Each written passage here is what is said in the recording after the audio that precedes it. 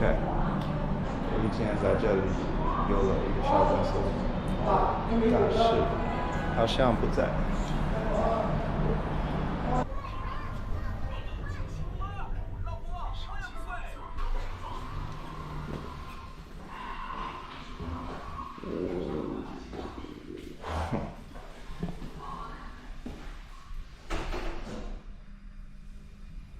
The whole place is abandoned. I used to have a little 5 by 5 square meter office inside of here. You know, it's like a collection of offices. Different small companies had their own little space. But, I don't know. Judging by the dust on the glass doors here and that withered plant, looks like this place has been abandoned for, I don't know, maybe a year, at least 6 months.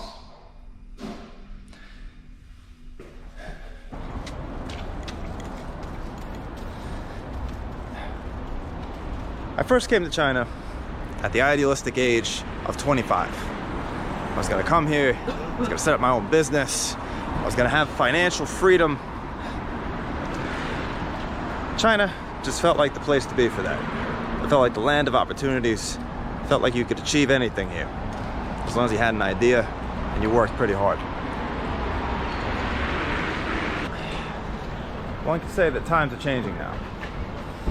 Shanghai has gone through a bit of a transformation over the last 3 years.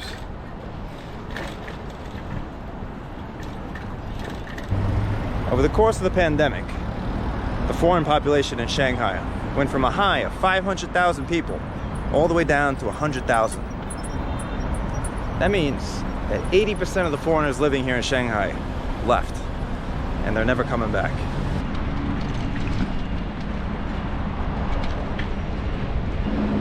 In 2020, at the very beginning, I was still living here in Shanghai. I had a lot of plans still for the future. But then I took a trip home back to New York in mid-March. The day after I returned, China closed the borders. And thus,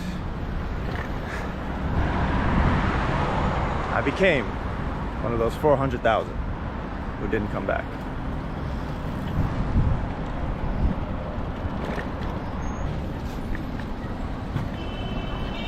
I meant that metaphorically, in case you were wondering. I am clearly physically here at the moment.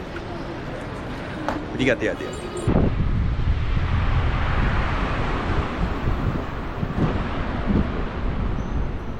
This is interesting. I'm standing by rows upon rows of shikumen. Shikumen of the traditional housing of Shanghai, so to speak. And the whole city used to be dominated by blocks upon blocks of these shikumen. As you can see now, change is coming. What's interesting though is that there are still a few holdouts. There's still a few people living in these housing blocks. And that's probably why they still haven't been torn down yet. I wonder if there's a way to get inside. Hey, 师傅，师傅。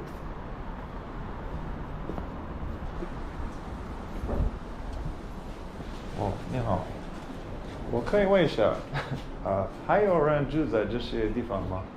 还有人住这个地方吗？对，还有人吗？还有人吗？哦，还有。那要问这里面的人。OK，老人吗？不要人了，这里面住的工人。住的工人。哦，工人，哦，都是工人啊。你在这里习惯好都是工人。对，因为我。干活的。Oh, okay. So it sounds like all the people here now are just workers for like different projects in Shanghai. The old residents have all moved out. It's interesting. You have some old reminders of the COVID measures from last year still lying around here. This sign says, remember to always wear your mask and get your temperature taken before you go out. And then this machine, you would have to pass a temperature check to get in and out of here.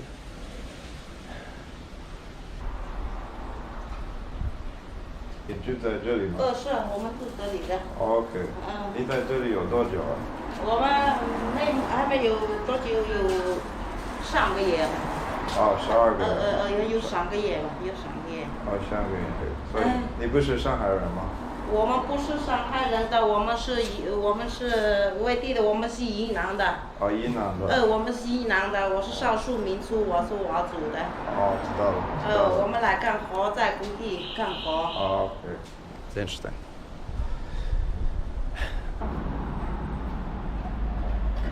So in China, finally started to awaken from its slumber in the early 1980s and start to invite foreign investment, started its economic development.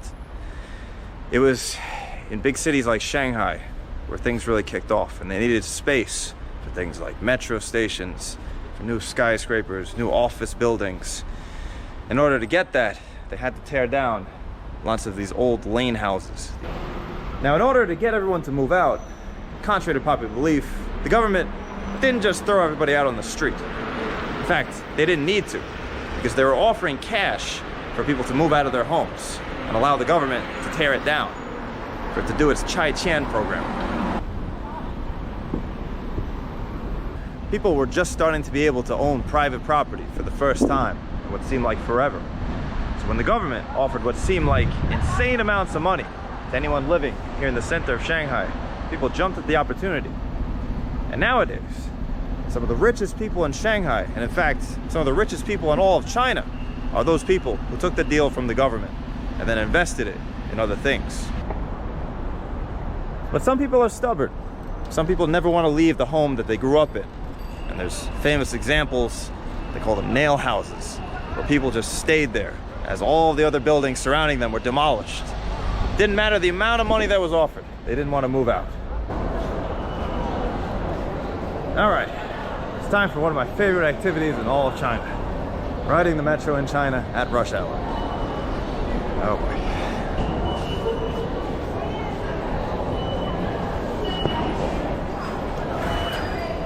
In every metro station in China, there's a little security check like this. And if you have a bag, you have to run through a little security checker. There actually are genuine fears of terrorism in China. The reasons for that, but yeah, they're there. I can understand why they have those machines. It can be very tiring to go through them every single time though.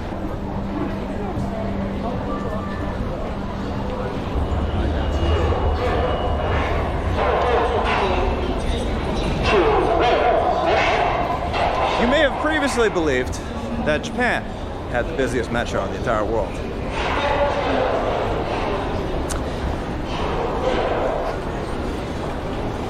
So I'm going to take you to another side of Shanghai.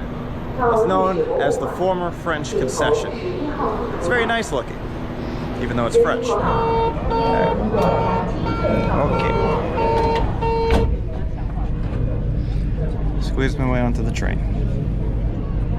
This will be comfortable.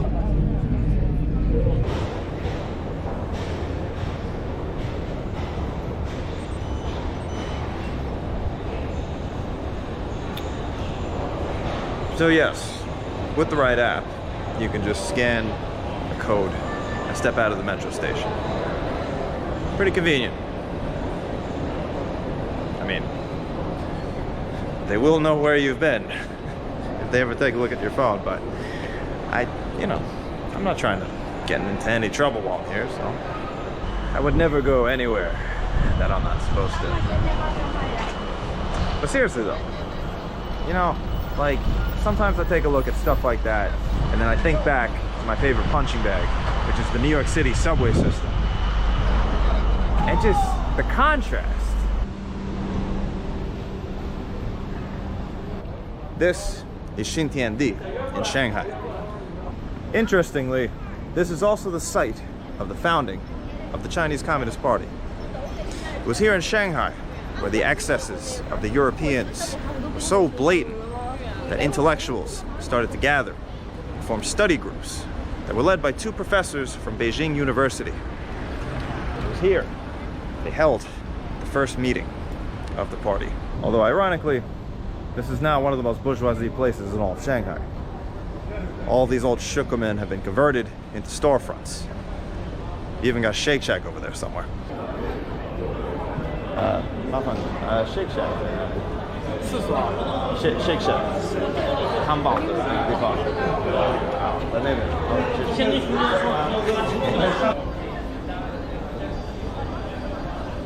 And there you have it.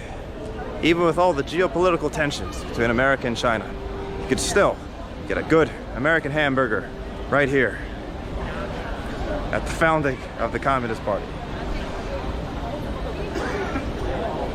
Capitalism has triumphed. Alright. 这是什么？ Perfume. Just perfume 吗？ Water. 不可以拿一下吗？哦，谢谢。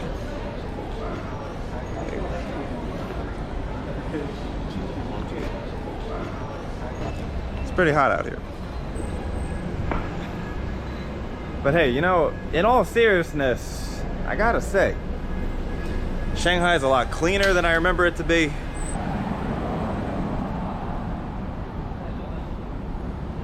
The air pollution seems to have improved quite a bit. I mean, it could be because some factories have been closing, and I know that here in Shanghai, I can walk around this city literally any day, any time of the night. I can go anywhere in this city and I won't have to worry about being held up at gunpoint with a knife or anything like that. It's starting to sound like propaganda, but it's not. I don't need their money. What I want to say is, America, come on. This is your main geopolitical rival. Get your shit together, all right? And here, we finally have some old shirkomen that people are still living in. These are the real deal. This is the kind of street in Shanghai that I love. Just random laundry hanging up right here, hanging out of windows. People living above storefronts. You can buy your cigarettes right here. Look at all the different brands of China. Most of them are made by state-owned companies still. And look at the prices. All these, most of them, are under $2. $2 a pack. 你好，侬好。弄好。我们这边是老上海的。老上海的，对对对，我像个老上海的人说话。OK， 我谢谢，下下弄。OK， 拜拜。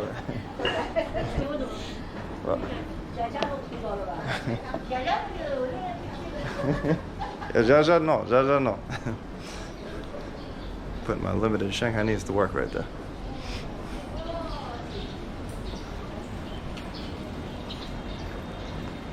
So that means, she said, all the people living there are Lao Shanghai Ren, Shanghainese people.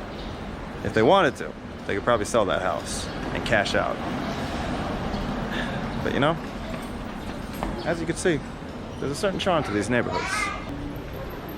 是好厚的，哪里来的？是在中国种的吗？中国的对。哦27。好的。中国海南。中国海南的。对。哇 ，OK。我微信可以吗？可以。再见。8块。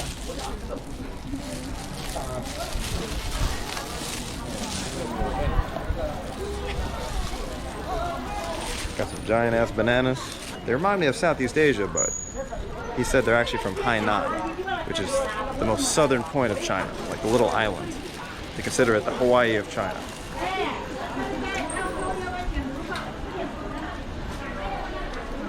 This is such a Shanghainese street.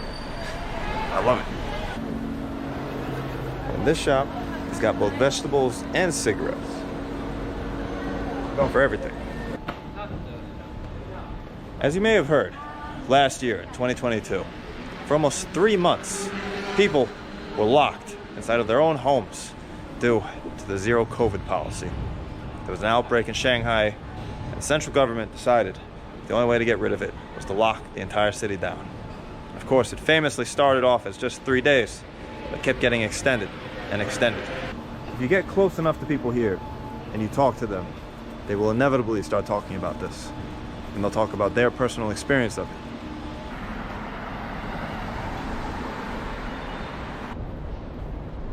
I mean, it's difficult even for me to discuss. I never experienced a lockdown throughout all of the pandemic. And I was here when everything started. I was in Shanghai of January 2020. But I left, and to be honest, I wasn't given a choice if I wanted to come back or not.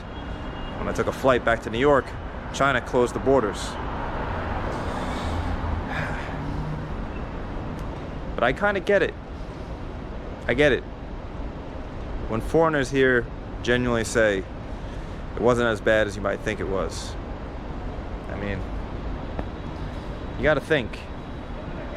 Putting politics aside, people like them, and potentially even for me if I was still here, this was my home. This was my city. I was here for years.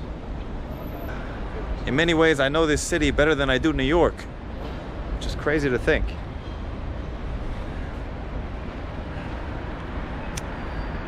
But I don't think I could ever move back here.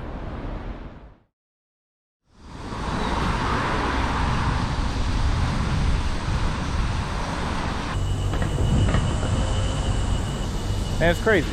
I was just biking down this street and I almost didn't recognize it. It's changed so much. But if you were here over the past decade, you remember right here, there was a sports bar called the Camel. Over here, there was like a series of restaurants. I think there was like a pizza place. And further down that street, there were a bunch of debaucherous clubs. I'm not saying I ever went there, but they were there. Completely changed. Completely changed. Much more quiet now.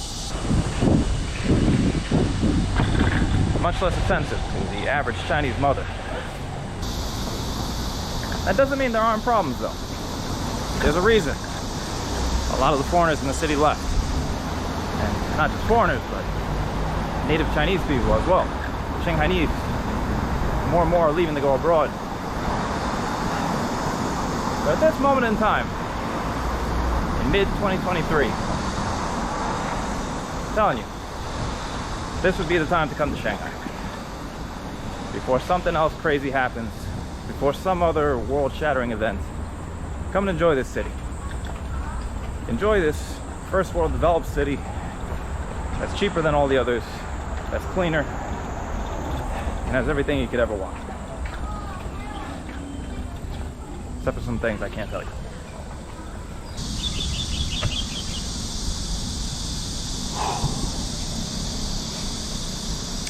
When I lived here in Shanghai, my priorities were solely focused on work. Trying to build a startup company, trying to make $1 million, $1 billion. So with that said, what I really want to do this summer is take the journey across China that I never got to do before. In the almost 7 years that I lived here, I've been to some of the big cities, but I never traveled into the far west of the country, into the interior. Lucky you. That's the trip I'm gonna take you on. So strap in. It's gonna be exciting. It's gonna get very, very Chinese.